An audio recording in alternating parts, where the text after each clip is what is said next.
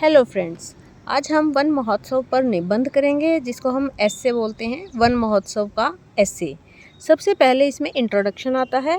Introduction में हम लिखते हैं वन महोत्सव के बारे में। भारतीय संस्कृति के अधिकतर उत्सव हमेशा प्रकृति के साथ जुड़े हुए हैं, चाहे वो सामाजिक हो या धार्मिक, क्योंकि हम अपनी आवश्यकता के लिए हमेशा प्रकृति पर निर्भर रहते हैं और उत्सवों के जरिए हम उनसे कृतज्ञता भाव व्यक्त करते हैं।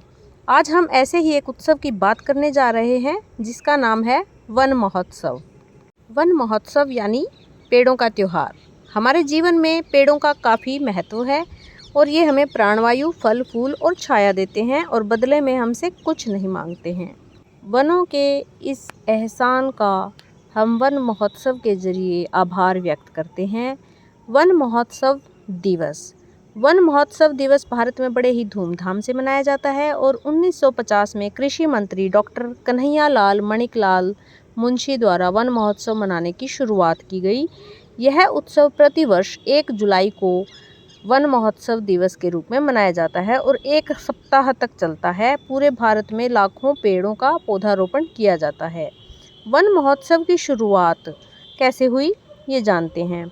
वन महोत्सव की शुरुआत भारत में देखा कि बहुत ज़्यादा कटाई हो रही है पेड़ों की, तो इस बात को लेके बहुत चिंता हो रही थी, इसलिए वन महोत्सव की शुरुआत की गई, जो कि डॉक्टर कन्हैयालाल मणिकलाल मुंशी ने की। 1 जुलाई का दिन इसके लिए चुना गया क्योंकि जुलाई महीने में बहुत बारिश होती है, इसलिए इस महीने को चुना और 1 जुलाई को वन महोत्सव दिवस की शुरुआत हुई।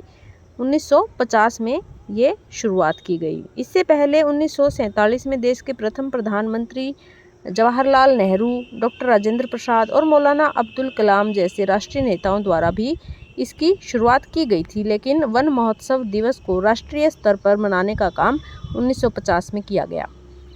वन महोत्सव दिवस का क्या महत्व है हमारी लाइफ में? वन प्राकृतिक संपत्ति हैं और पेड़ों के साथ हमारे जीवन का काफ़ी गहरा रिश्ता रहा है।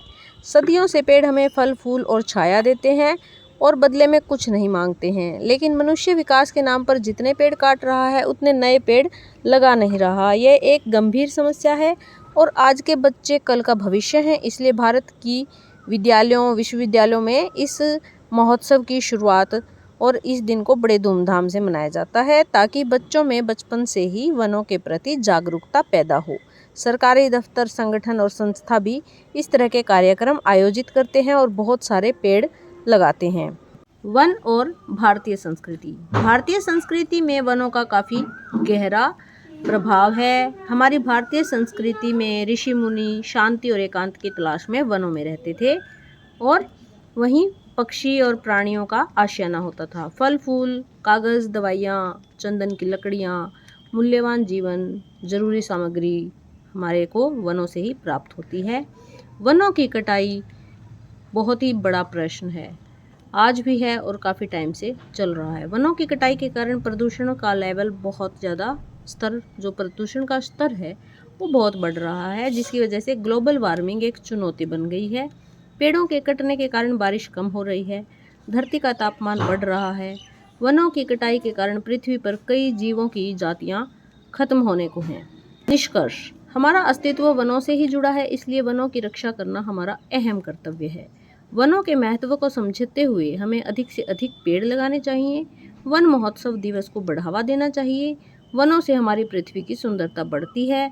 हमें अपनी भावी पीढ़ी को बेहतर वातावरण देने की कोशिश करनी चाहिए और अधिक से अधिक पेड़ों का रोपण करना चाहिए। ऑक्सीजन न मिलने से जीवों का अस्तित्व खतरे में पड़ जाएगा, इसलिए वन महोत्सव की शुरुआत आप भी करें। कम से कम 1 पेड़ लगाएं और अपने साथियों को भी प्रेरित करें। पेड़ बचाओ, जीवन बचाओ। आज के इस वीडियो में बस इतना ही। Thank you for watching.